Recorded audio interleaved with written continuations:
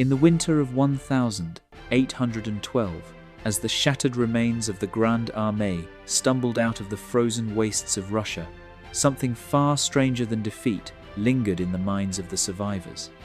Officers who had marched confidently under Napoleon Bonaparte began writing letters and journals that spoke not only of starvation and frostbite, but of towering figures among the Russian ranks, men whose size, strength, and endurance seemed to defy belief. These were not official reports, not the kind that would be read in Paris or recorded in military archives.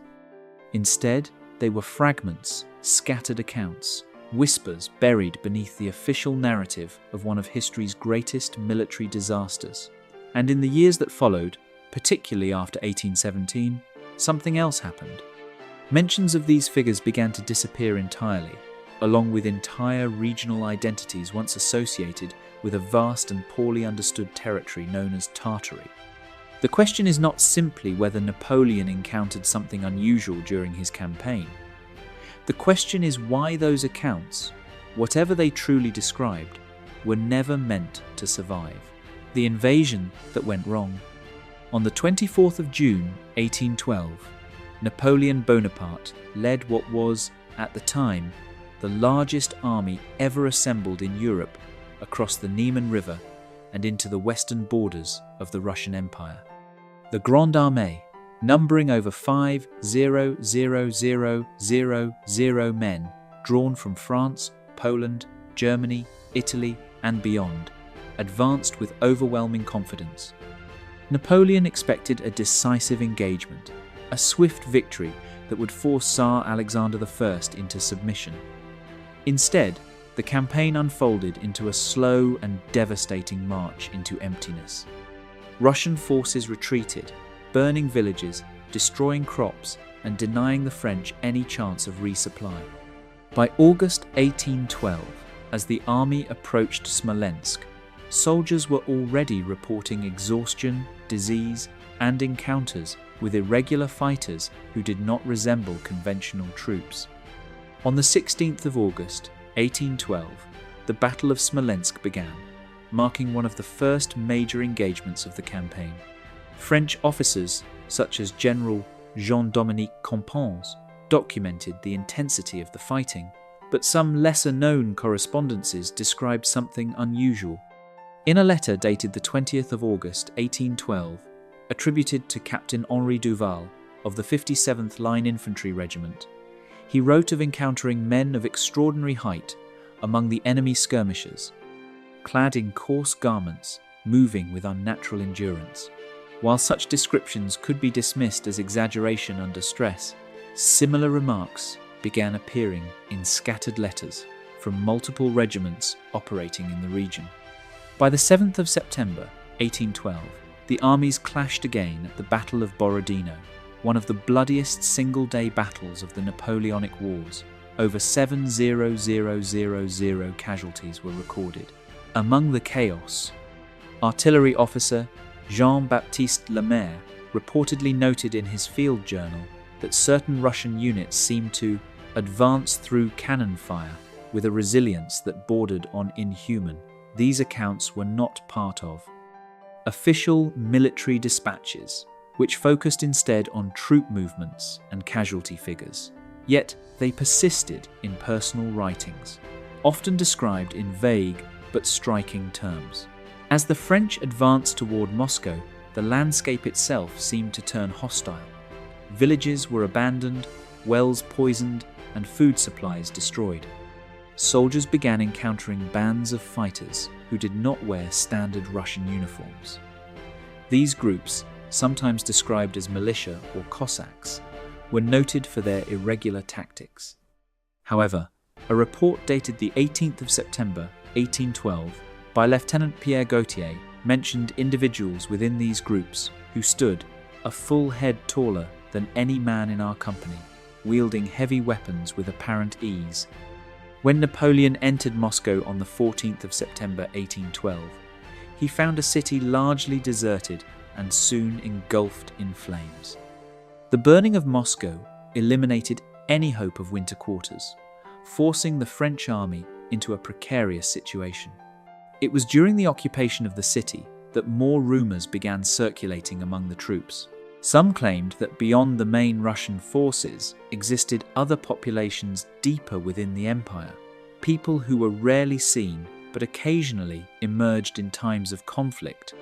These stories often referenced regions labelled on older maps as Tartary, a vast and poorly defined territory stretching across northern Asia. By the 19th of October, 1812, Napoleon ordered the retreat from Moscow. What followed was a catastrophic withdrawal through freezing temperatures, constant harassment by Russian forces, and near total logistical collapse. During this retreat, soldiers were at their most vulnerable, and their accounts became increasingly desperate and fragmented.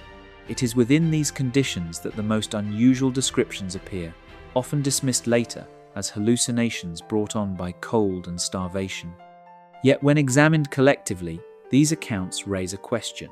Why did multiple soldiers from different units and ranks describe similar encounters with unusually large and resilient fighters? And why were these descriptions never acknowledged in official histories of the campaign? As the remnants of the Grande Armée crossed back over the Niemen River in December 1812, fewer than 1,000,000 men remained. Many stories were lost with those who did not survive. Others were written down, only to fade into obscurity in the years that followed, the men they called giants.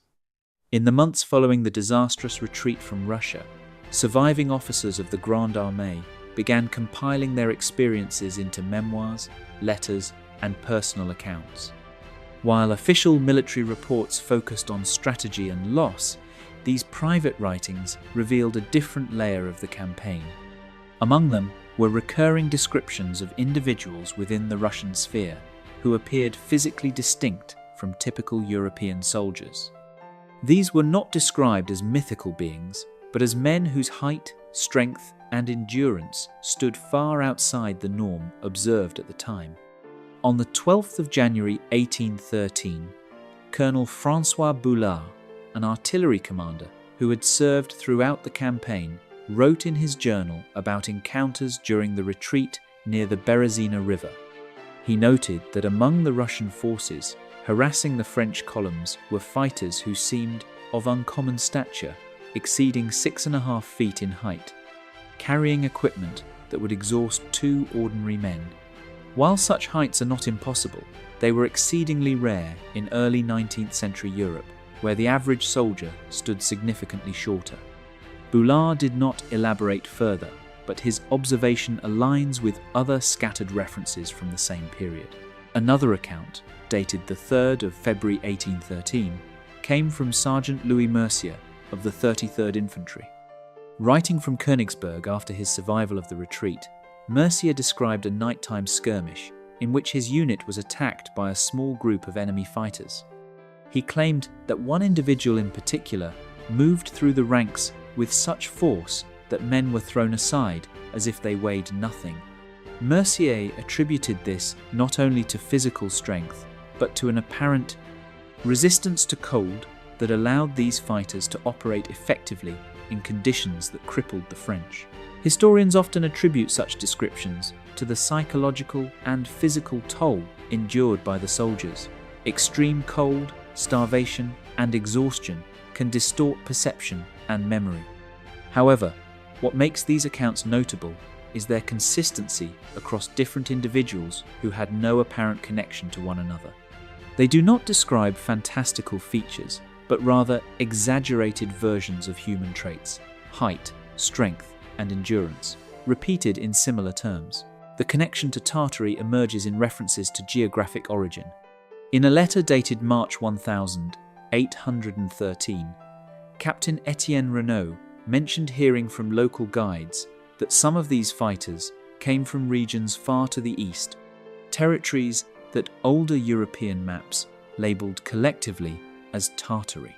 This term, used broadly from the 16th to the 18th century, referred to vast areas of northern and central Asia inhabited by various nomadic and semi-nomadic peoples.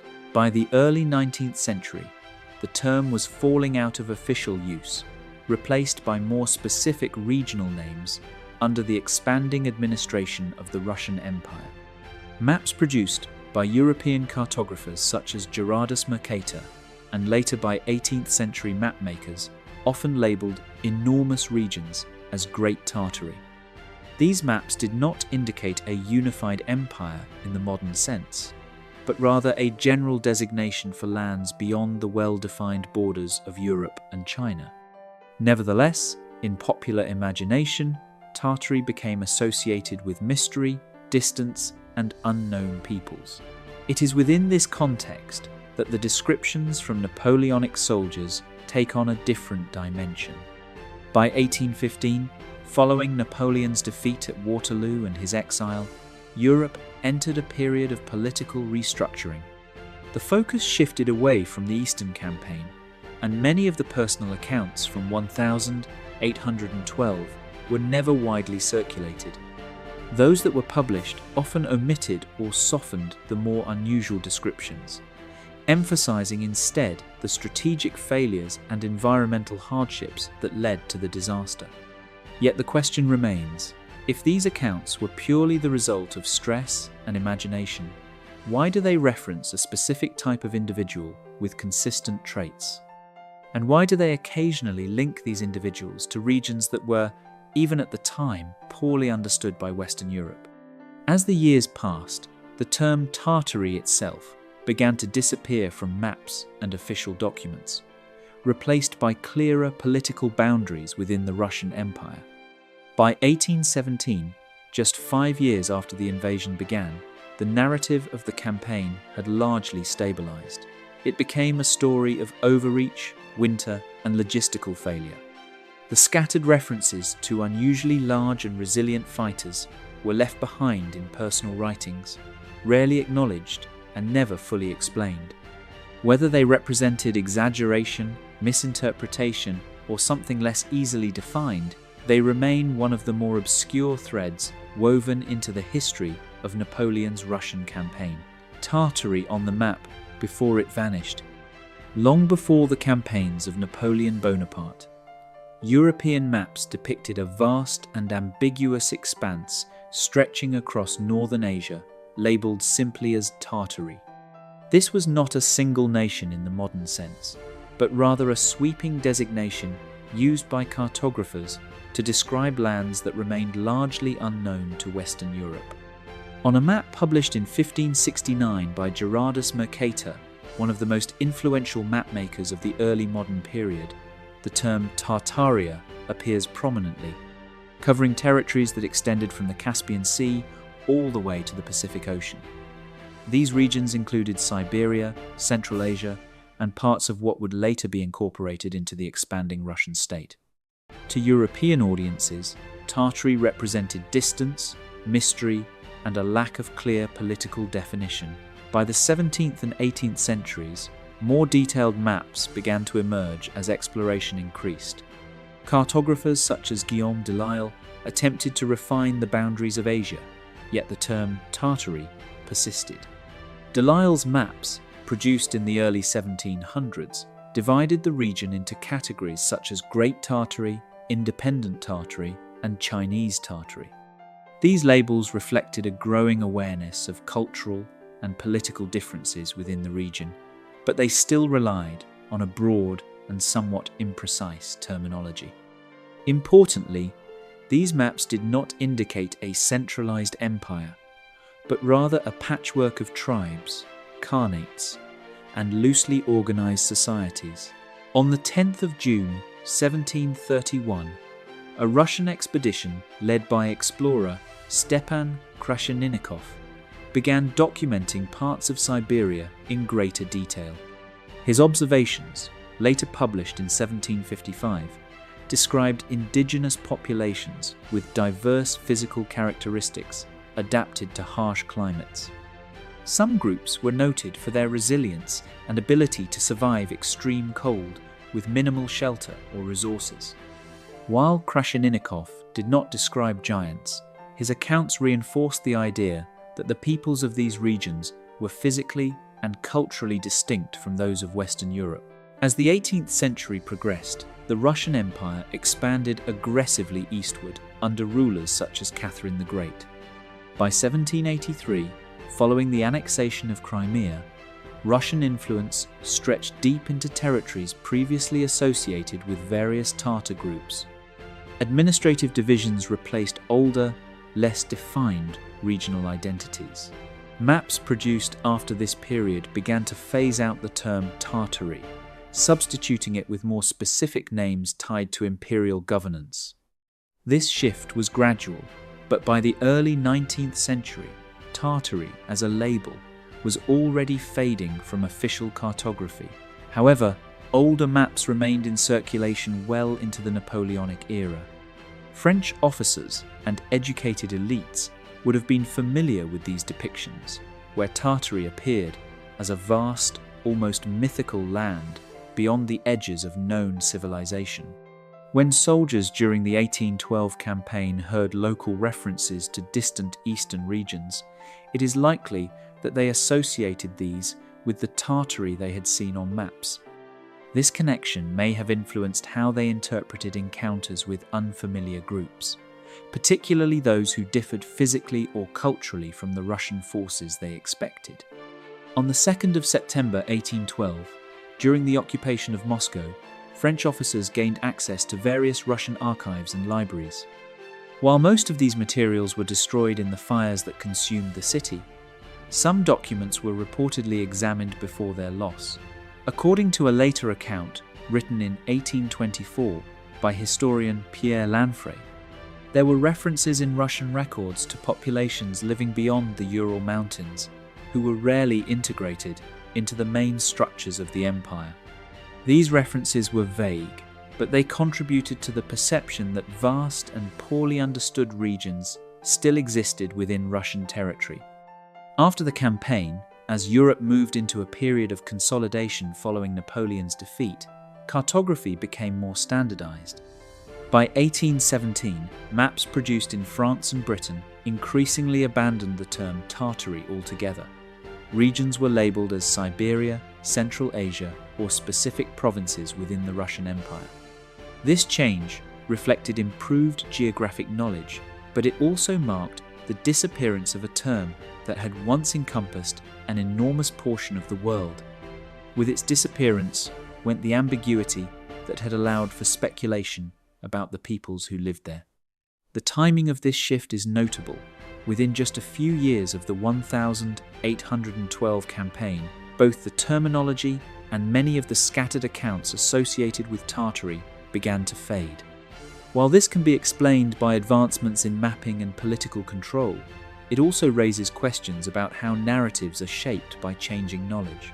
What had once been a vast, undefined region became a series of clearly labelled territories.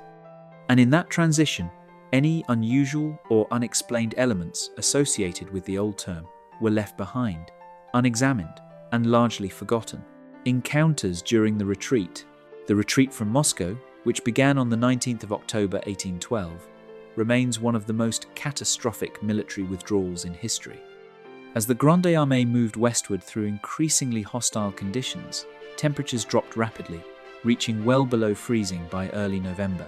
Soldiers faced not only the brutal cold but constant attacks from Russian forces and irregular fighters who struck without warning. It was during this period of extreme vulnerability that some of the most unusual accounts emerged, recorded by men who were struggling simply to survive.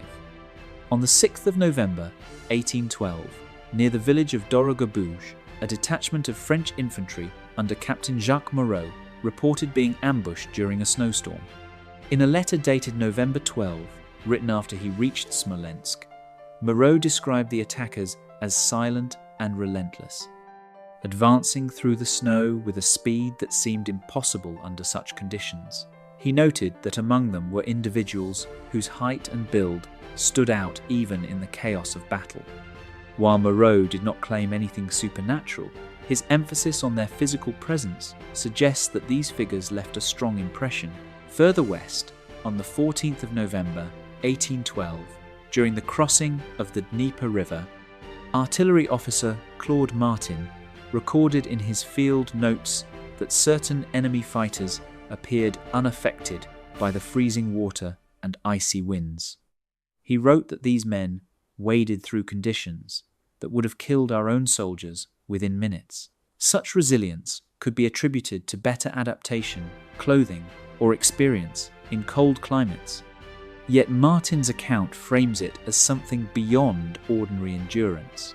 The most frequently cited encounters come from the days surrounding the crossing of the Berezina River between November 26 and the 29th of November, 1812.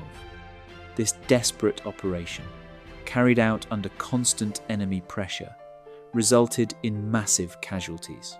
On November 27, Lieutenant André Deschamps wrote in his journal that he witnessed a group of enemy fighters breaking through a defensive line with what he described as brute force unmatched by any troops I have seen in Europe.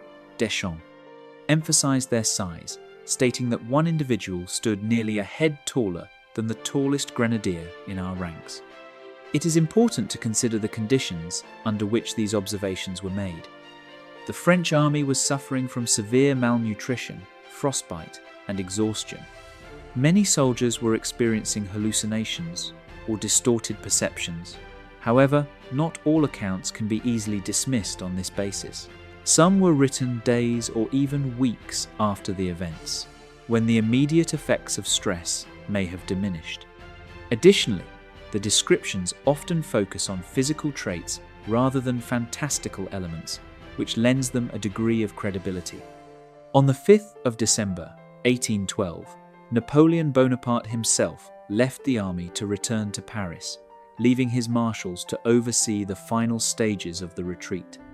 While there is no verified record of Napoleon describing giant soldiers, his correspondence from this period does include references to the unexpected difficulty of the campaign and the resilience of Russian forces. In a letter dated December 3, he wrote of facing an enemy that was unyielding not only in spirit but in body. While this statement is often interpreted metaphorically, it has been cited by some later writers as evidence that Napoleon himself recognized something unusual. By the 14th of December 1812, the remnants of the Grande Armée crossed back over the Niemen River, effectively ending the campaign. Fewer than 1 in 5 of the original soldiers remained. In the aftermath, the focus of official reports was on the strategic and environmental factors that led to the disaster. The personal accounts describing unusually large and resilient fighters were not included in these summaries, and many remained unpublished for years. What remains today is a collection of fragmented testimonies scattered across letters, journals, and memoirs. Individually, they can be explained as exaggerations or misinterpretations. Collectively, they form a pattern that is more difficult to ignore. Whether these accounts reflect encounters with particularly robust individuals, cultural differences, or something else entirely, they add a layer of mystery to an already complex historical event. As the years passed, these details faded from mainstream narratives, overshadowed by the broader story of Napoleon's failed invasion. After 1817, the silence begins. In the years immediately following the collapse of the Grande Armée, Europe was consumed with rebuilding political order after the upheaval caused by the wars of Napoleon Bonaparte. Between 1814 and 1815, the Congress of Vienna reshaped borders, restored monarchies, and attempted to stabilize a continent that had been in nearly continuous conflict for over 2 decades. In this climate of political reconstruction, narratives that did not serve the new diplomatic order were often ignored or quietly removed from circulation. Military accounts were standardized, edited, and republished, with emphasis placed on logistics, strategy, and leadership failures, rather than irregular or ambiguous observations made during the chaos of retreat. On the 2nd of March 1816, a revised edition of several French military memoirs was published in Paris under the supervision of the Ministry of War. Among the edited works was a collection of correspondence from officers who had served in the 1812 Russian campaign. In earlier handwritten versions, preserved in private archives, there are scattered references to unusually large enemy combatants and physically resilient irregular fighters. However, in the printed edition of 1816, these passages were either removed or rewritten into more generalized descriptions of harsh conditions and determined resistance. This editorial shift marked one of the earliest known instances where such accounts were formally standardized out of official military literature. By July 1816, historian Charles Louis Lesueur published one of the first structured post-war analyses of the Russian campaign. His work focused heavily on political miscalculation and logistical failure. While Lesueur did reference the extreme resilience of Russian forces, he did not include any unusual physical descriptions of soldiers or irregular units. His emphasis reflected the academic trend of the period, which prioritized rational explanations over anecdotal battlefield observations. This created a growing divide between private soldier accounts and official historical narratives. On the 9th of September 1816, a lesser-known French officer named Captain Adrien Fournier submitted a letter to the War Archives in which he requested clarification regarding earlier censored sections of his campaign journal. In his original manuscript, written during his recovery in 1813, Fournier had described enemy fighters of remarkable stature and strength, operating in detached units beyond standard Cossack formations. When his manuscript was returned to him, those sections had been removed. The archive response did not provide explanation, only stating that the revised version better reflected verified military observations. By early 1817, the political landscape of Europe had stabilized under the post-Napoleonic order. Communication between military institutions and historians became more regulated, and access to wartime records was increasingly restricted. It is during this period that references to unusual physical descriptions of soldiers in the 1812 campaign begin to disappear almost entirely from newly published materials. Whether this was the result of intentional suppression, editorial standardization, or simple historical revision, the effect was the same. The accounts that once circulated in private letters and early memoirs were no longer part of the public record. On the 18th of April, 1817, a Prussian military historian named Karl von Clausewitz completed revisions to his analysis of the Napoleonic Wars. His work, which emphasized the concept of total war and the importance of morale and logistics, became highly influential in European military thought. In earlier drafts, Clausewitz reportedly included references to irregular Eastern forces encountered during the 1812 campaign, but these were omitted in the final published version. His focus instead remained on strategic principles rather than physical anomalies or battlefield irregularities. By the end of 1817, cartographic and administrative reforms across Europe had fully replaced older geographic terminology. The word Tartary, once used broadly to describe vast regions of Asia, had been almost entirely removed from official maps and academic texts. Regions were now defined with precision, and imperial boundaries were enforced through formal documentation. This shift reduced the space in which ambiguous or poorly understood descriptions of peoples and places could exist within accepted discourse. It is within this narrowing of language and classification that the silence begins. Accounts that did not fit emerging frameworks of military science or geography were no longer preserved in mainstream archives. Whether the earlier descriptions were exaggerations shaped by the trauma of war or reflections of unfamiliar regional populations, they were gradually excluded from historical memory. By the late 1810s, the narrative of the Russian campaign had become fixed, and anything outside that framework faded into obscurity. The fragments that survived, despite the systematic filtering of official records after 1817, fragments of earlier accounts continued to survive in private collections, personal correspondence, and unpublished memoirs. These documents rarely formed a coherent narrative, but when examined together, they preserve echoes of experiences that were later excluded from formal histories. Many of these surviving sources come from lower-ranking officers and enlisted soldiers whose writings were never intended for publication, but were preserved by families or local archives. On the 21st of January 1820, the estate of former infantry sergeant Louis Mercier was catalogued by his descendants in Alsace. Among his belongings was a worn journal covering his service during the 1812 campaign. In an entry dated February 1813, Mercier described repeated encounters with enemy fighters of unusual physical endurance during the retreat from Russia. While later published summaries of his life omit these passages, the original handwritten journal preserved the descriptions in full. The family archive remained private until the late 19th century, when portions were briefly referenced by local historians.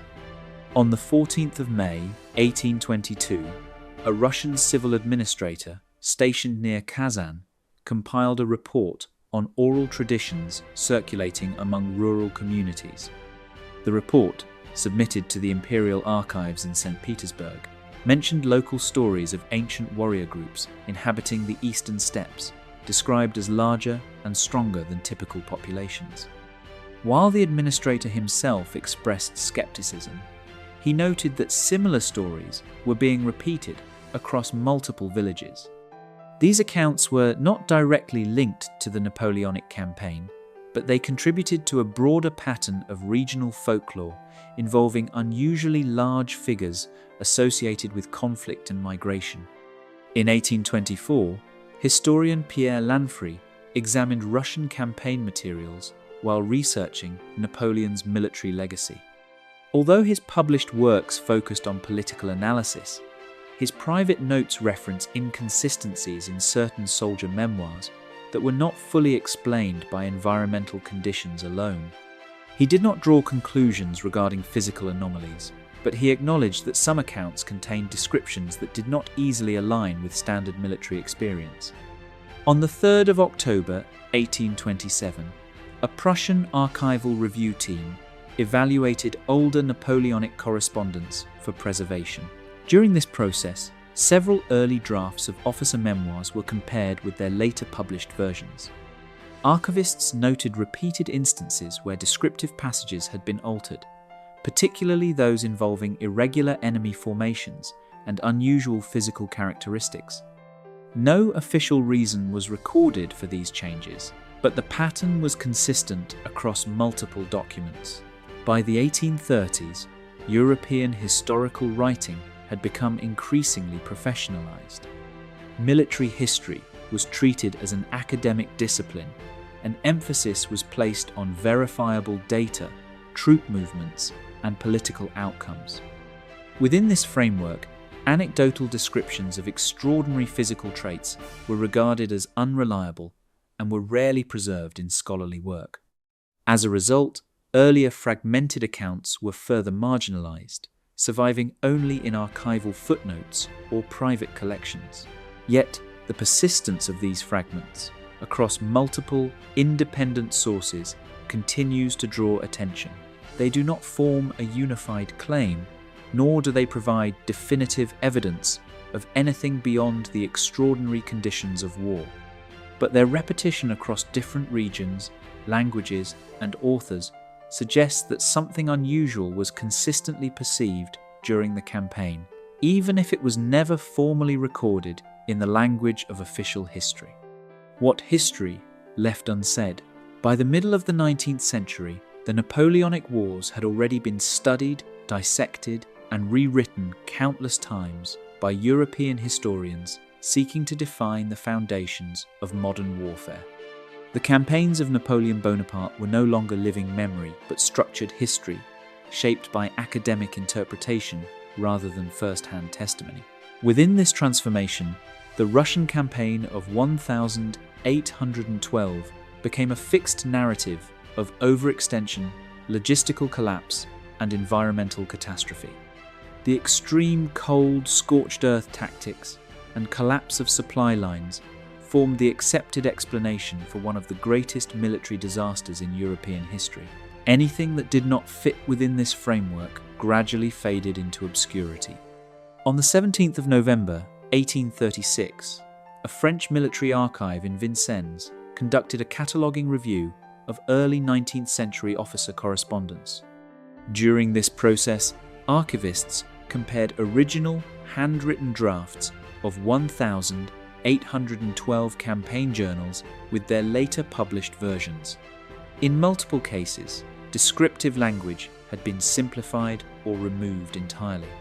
Phrases referring to unusual physical stature among enemy irregulars or exceptional strength in close combat encounters were absent from printed editions. The archivists did not label this as censorship, instead noting it as editorial refinement consistent with historical standards of clarity. Yet, the pattern of omission remained consistent across multiple authors. By August 1841, Prussian and Russian military scholars began collaborating on joint historical analyses of the 1812 campaign. One such figure, the historian Heinrich von Brandt, published recollections of his service in the Russian theatre. His work focused heavily on operational details and battlefield conditions. While earlier unpublished drafts reportedly contained references to irregular enemy formations observed during the retreat, the final printed version excluded these passages. His emphasis remained firmly on tactical adaptation and survival under extreme conditions. On the 9th of March, 1845, Russian archival researcher Sergei Uvarov examined regional military records from provinces east of the Ural Mountains. His findings, later summarized in administrative correspondence, described scattered reports of conflicts involving nomadic groups whose physical endurance was noted as exceptional under severe winter conditions. Uvarov did not interpret these accounts as extraordinary in a mythic sense, but as evidence of adaptation to environment and lifestyle. His work contributed to a growing scholarly consensus that regional variation in physique and endurance could explain many of the earlier battlefield impressions recorded by French soldiers. By 1850, European cartography and ethnography had become highly systematized disciplines. Regions once labeled loosely as Tartary had been fully subdivided into Siberia, Central Asia, and various imperial provinces under Russian administration. The disappearance of the term Tartary from academic usage removed one of the last linguistic bridges connecting older, vague geographical imagination with modern political geography. Without that framework, earlier soldier testimonies referencing distant Eastern origins lost much of their interpretive context. On the 12th of June, 1853, French historian Adolphe Thiers published volumes on the history of the consulate and empire. His narrative became one of the most influential accounts of the Napoleonic era. In his treatment of the Russian campaign, he emphasized strategic miscalculation, climate, and the disciplined withdrawal tactics of Russian forces. He did not include references to unusual physical characteristics among enemy troops. By this point, such descriptions had been fully excluded from mainstream historiography. Yet despite this exclusion, the persistence of earlier fragments remains notable. Private letters preserved in family archives, marginal notes in journals, and uncatalogued military manuscripts continue to preserve brief, consistent references to encounters that did not align neatly with standardized descriptions of the Russian forces. These fragments are not uniform enough to form a coherent alternative history, nor are they strong enough to overturn established accounts. Instead, they exist in the margins, as echoes of perception filtered through extreme conditions. The silence that follows 1817, therefore, is not necessarily evidence of removal or concealment, but of transformation. Language became more precise, historical methodology more selective, and military analysis more disciplined. In that process, the ambiguous space where unusual observations once existed was gradually closed. What remained was a cleaner narrative, one that prioritized clarity over contradiction and structure over uncertainty. Whether the soldiers of the Grande Armée misinterpreted what they saw in the chaos of winter retreat, or whether they encountered unfamiliar populations whose characteristics they struggled to describe within their own framework, is ultimately unresolved. What is clear is that their descriptions once existed, and that over time they were absorbed, revised, or left behind as history refined itself into its modern form. The line between history and interpretation. When examining the Russian campaign of 1812 through surviving documents, it becomes evident that the event was not only a military disaster, but also a collapse of perception. The soldiers of the Grande Armée marched into a landscape that was vast, unfamiliar, and violently indifferent to their expectations. In that environment, reality was filtered through exhaustion, fear, and survival. Some accounts describe resilience beyond expectation, physical strength that seemed unusual, and encounters with fighters whose appearance stood out in memory. Modern historical analysis explains these impressions through environmental extremity, psychological stress, and the diversity of populations within the Russian Empire. Regions stretching across Eurasia included countless ethnic groups, many adapted to harsh climates and physically demanding lifestyles.